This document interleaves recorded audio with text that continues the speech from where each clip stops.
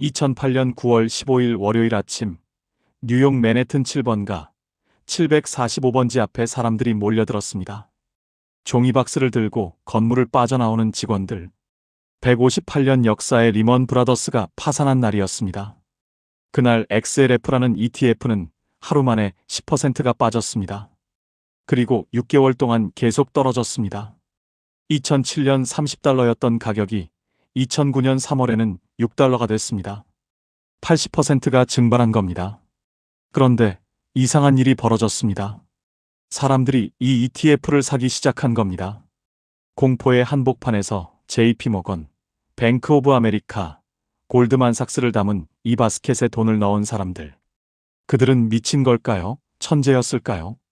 XLF는 파이낸셜 셀렉트 섹터 SPDR 펀드의 약자입니다. 1998년 12월 16일에 상장됐습니다. S&P 500 지수에 포함된 금융 기업들만 골라서 담은 ETF입니다. 운용사는 스테이트 스트리트 글로벌 어드바이저스 SPY를 만든 바로 그 회사입니다. 수수료는 연 0.09%로 섹터 ETF 중에서도 저렴한 편에 속합니다. 이 ETF가 담고 있는 기업들을 보면 월가의 지도가 그려집니다. 버크셔 해서웨이가 가장 큰 비중을 차지합니다. 워런 버핏의 지주회사입니다. 그 다음이 JP모건 체이스, 미국 최대 은행입니다. 참고로 비자와 마스터카드는 더 이상 이 ETF에 없습니다. 2023년 산업 분류가 바뀌면서 IT 섹터로 옮겨갔거든요. 대신 뱅크 오브 아메리카, 웰스파고, 골드만삭스, 모건 스탠리, 그리고 세계 최대 자산운용사 블랙록까지 미국 금융 시스템의 심장이 다 들어 있습니다. 총 보유 종목은 약 75개입니다. 대형은행, 투자은행, 보험사, 자산운용사가 섞여 있습니다. 시가총액 가중 방식이라 큰 회사일수록 비중이 높습니다. 상위 10개 종목이 전체의 절반 이상을 차지합니다. 집중도가 높은 편입니다. XLF의 역사를 이해하려면 미국 금융산업의 부침을 알아야 합니다. 1990년대 후반 미국 금융주는 황금기를 누렸습니다. 규제 완화로 은행들이 덩치를 키웠고 월가는 새로운 금융 상품을 쏟아냈습니다. XLF는 이 시기에 태어났습니다.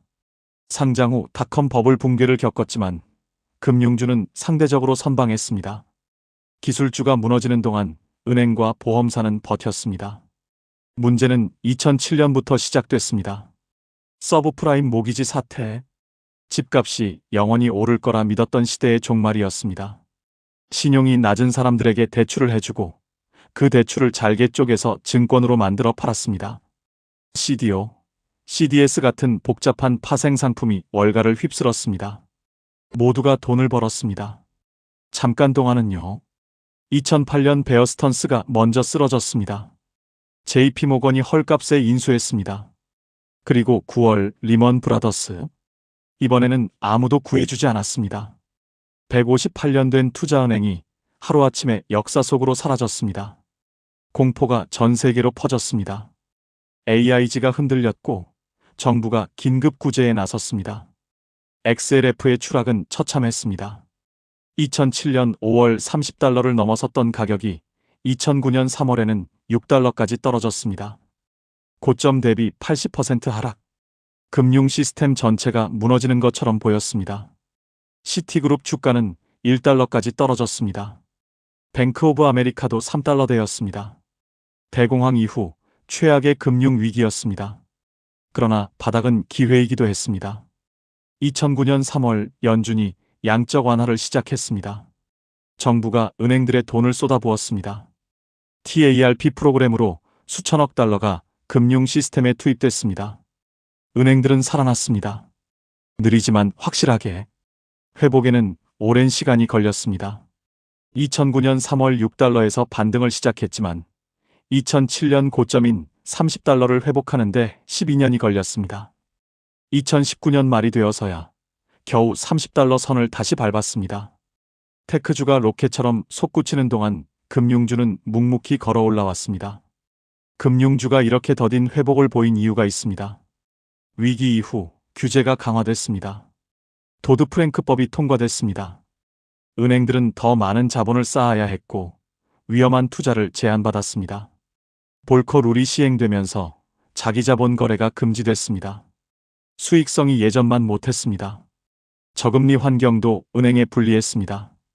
예대 마진이 줄어들었습니다. 2020년 코로나 팬데믹이 터졌을 때 XLF는 또 한 번 급락했습니다. 30달러에서 18달러까지 한 달 만에 40%가 빠졌습니다. 2008년의 악몽이 떠올랐습니다. 하지만 이번에는 달랐습니다. 연준이 즉각 개입했습니다. 금리를 제로로 내리고 무제한 양적 완화를 선언했습니다. 정부가 PPP 대출 프로그램을 만들었습니다. 은행들은 대출을 중개하며 수수료를 벌었습니다. 회복 속도도 빨랐습니다. 2020년 말에는 이미 코로나 이전 수준을 회복했습니다. 그리고 2021년 인플레이션이 시작되면서 판도가 바뀌었습니다. 연준이 금리를 올리기 시작한 겁니다. 은행에게 금리 인상은 호재입니다. 예대 마진이 늘어나기 때문입니다. 낮은 금리로 예금을 받아서 높은 금리로 대출을 해주면 그 차이가 수익이 됩니다. 2022년부터 2023년까지 연준은 기준금리를 5% 넘게 올렸습니다. 역사상 가장 빠른 금리 인상이었습니다. 테크주는 폭락했지만 금융주는 선방했습니다. XLF는 상대적으로 안정적인 모습을 보였습니다. 물론 2023년 3월 실리콘밸리 은행 사태가 터지면서 한 차례 충격이 있었습니다. 지역 은행들이 흔들렸습니다.